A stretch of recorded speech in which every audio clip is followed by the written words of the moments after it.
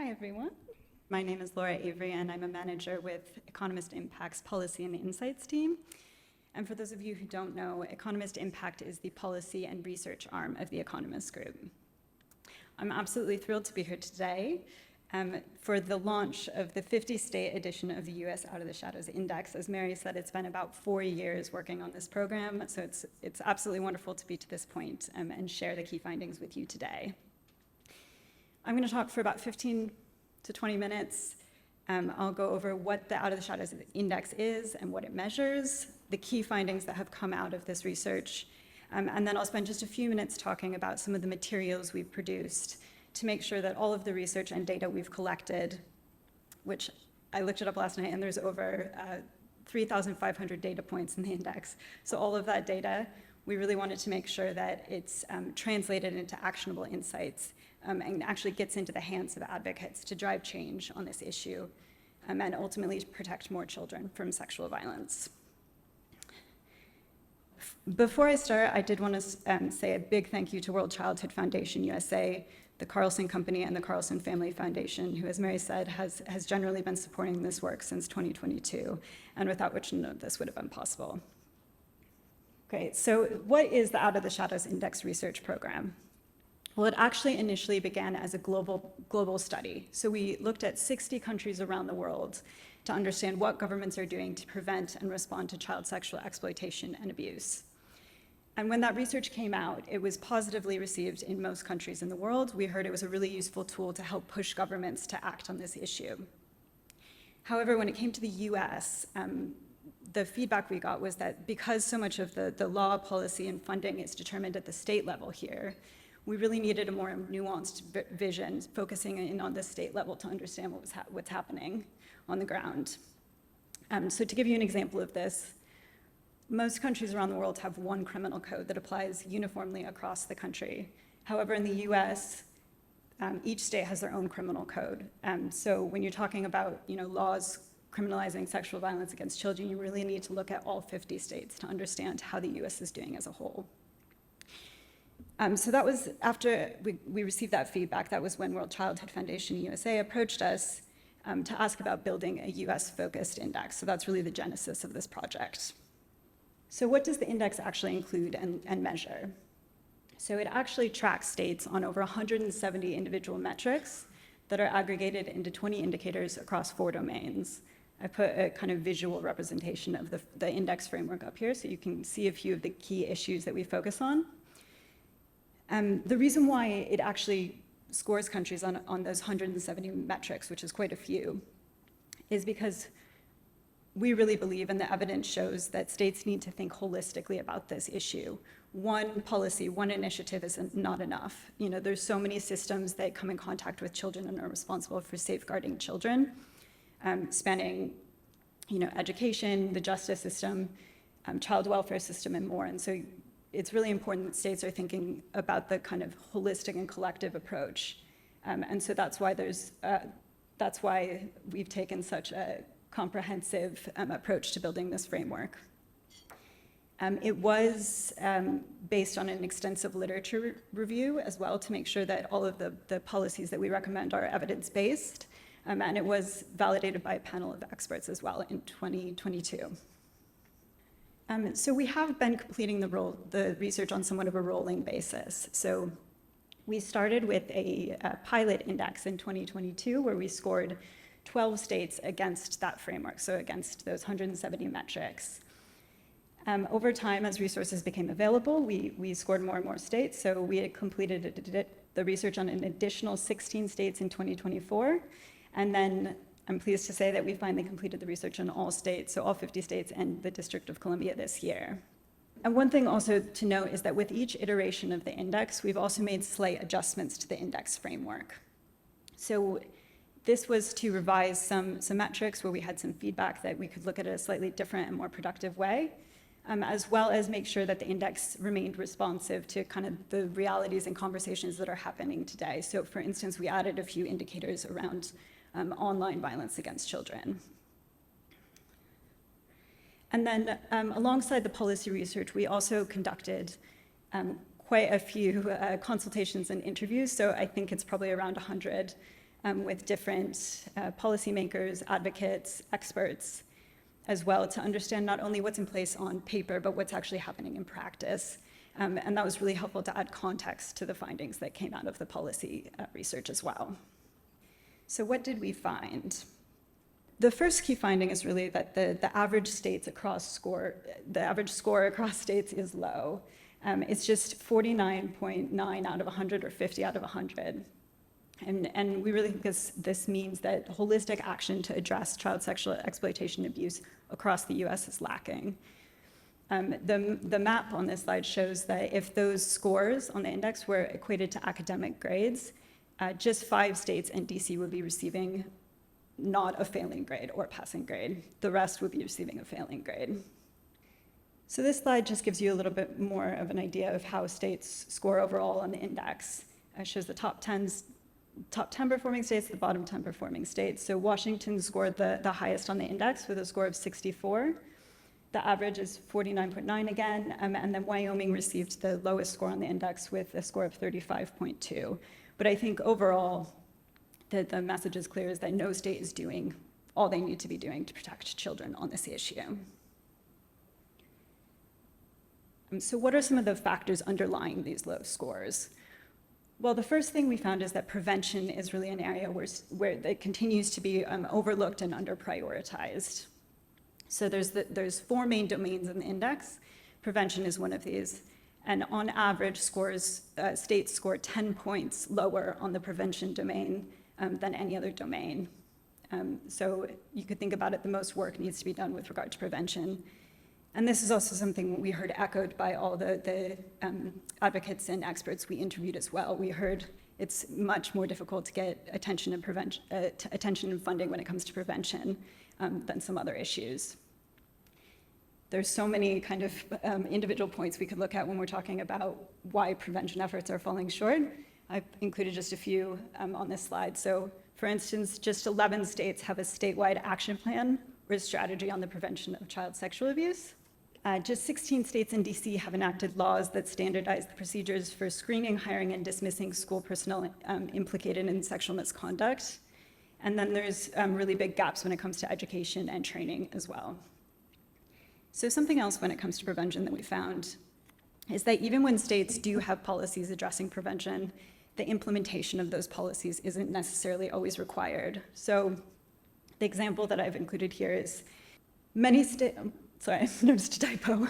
Many states have introduced laws regarding child sexual abuse education for students. So this will often teach students, for instance, the difference between safe and unsafe touches. And while 38 states and DC have passed laws on this issue, just 27 of these explicitly mandate that this instruction is included in schools. The rest only encourage or permit it. So this really leaves the decision about whether this is implemented up to individual school districts, individual schools, and sometimes even individual teachers. And so we just wanted to highlight this as another really big gap. But overall, I think the big takeaway from the prevention findings is that prevention really needs to be more of a central focus for states. Right now, we're stuck in kind of a cycle of crisis response. So moving on to the response side of things, the index really underscores the importance of multidisciplinary coordination with regard to investigations when abuse does occur. There's, again, many systems that interact with children, so when a child does disclose that abuse has occurred, they might be asked to talk to someone in the education system, the police, child welfare system, and this means that sometimes children are asked to recount really traumatic and painful experiences many, many times. The good news is that children's advocacy centers, which many of you will be familiar with, have developed as a way to avoid this. These centers coordinate a multidisciplinary team that comes together, make sure that investigations are conducted in a very child-centered, trauma-informed way to reduce the risk of re-traumatization, and also promote the well-being of the child alongside the investigation. So not only does that team include, police and child welfare, it also includes advocates and counselors to make sure that children are getting the long-term support they need for recovery as well. So again, good news is that these centers exist in every state, many times in many counties in the state. So all that green is states covered by, with counties covered by, 90% of counties covered by at least one CAC. The not so good news, or the challenge, is that funding really impedes these efforts. So I think we spoke to leaders of the CAC movement in 30 states, and they all cited funding as the #1 challenge. And so the index really encourages state lawmakers to make sure that they're making a dedicated funding stream and supporting consistent funding for CACs and the support they provide to children. And then the last key finding that I'm going to share with you is that systems often fail to account for the impacts of trauma and the barriers survivors face in seeking justice and other support. And I've included this quote from Jim Cole, who's a long-term investigator of crimes against children, because I think it really captures this well. So he said, "The biggest barrier isn't just the size or complexity of the problem. It's the fundamental misalignment between how our systems are built and what these cases actually require." And I think a really clear example, which there are many of this misalignment, is statute of limitations and the need for reform around statute of limitations. So statute of limitations are the legally defined timeframes within which criminal charges or civil claims must be filed. And these continue to pose barriers to survivors in seeking justice through the courts in many states. So we know that survivors of these types of crimes often take far longer to come forward to report their abuse than survivors of other types of crimes. So where statute of limitations might make sense in certain cases, or do make sense in certain cases where evidence will be fresher and witnesses' memories will be more recent, we really need to think about survivors of these types of crimes and what they need. So one study that was done recently found the average age at which survivors of institutional child sexual abuse came forward was 52 years old, first time they told anyone about their abuse. So if a statute of limitations is 10, 20, even 30 years, it's quite easy to see how that would be a really big barrier for survivors to access justice through the court system. So I think that the key takeaway here is really that systems need to be reformed to make sure they're in line with what survivors need. Great, so I've been talking mostly about the findings so far, but I do want to spend just a minute to talk about how, again, we've taken all of this data and research and how we want to make sure it's accessible to those working on this issue to really drive impact and change. So I think actually one of the benefits of completing this research on a little bit of a rolling basis was that we've had the opportunity to improve over time. So Economist Impact always or often publishes a more academic report with our research, and with the pilot we did that, with the pilot index we did that, so for those first 12 states. And the feedback we had from advocates that we spoke to after the pilot was published was that we actually needed to think about creating different materials to make sure that it was usable in advocacy conversations. And so this time around, we've developed a slightly different set of materials. So we still have a report, but it's structured around kind of clearly defined issues that can be read. It's actually, the report's on the table in front of all of you as well. So it can be read as kind of that cohesive report, but each issue brief is also, can be downloaded on its own and taken directly into advocacy conversations. And then we've also created state profiles, which instead of the rest of the materials which focus mainly on findings across the whole entire US, the profiles dig into the strengths and weaknesses with regard to specific states. I'm not going to go into each of these, but I just wanted to show you the 7 issue briefs, the 7 topics that we included in the report. And here's an example of one of our briefs. So this is the brief focused on prevention. They're all structured in the same way. So it gives an overview of the topic, and then we've also included the why this matters section. So here we've kind of tried to make a really compelling argument for why action is needed now on this issue. We've also tried to make arguments that are appealing to the audience, so appealing to policymakers. So we've often included kind of a cost savings approach wherever possible. So when you're talking about prevention, for instance, there's some really clear statistics around cost savings that can happen from investing in prevention. We've also included clear policy recommendations for each of these briefs. So if policymakers do want to act, what are some of the key steps they can take now? And then we've also included examples or models for them to follow in each case. So one of the things that came out of those conversations we had was also that policymakers are more likely to act if they don't have to start from scratch.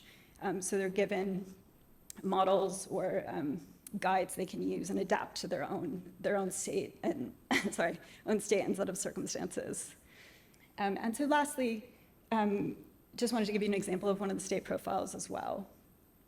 So these all have at the top an overview of the index, a bit of background on the state, and then something else that we included here was state spotlights. And so much of this work, I think it gets a bit dark, it's a bit doom and gloom, and so we have included areas where each state is doing well, because we really do want to recognize the important work that has been done to push progress on this issue.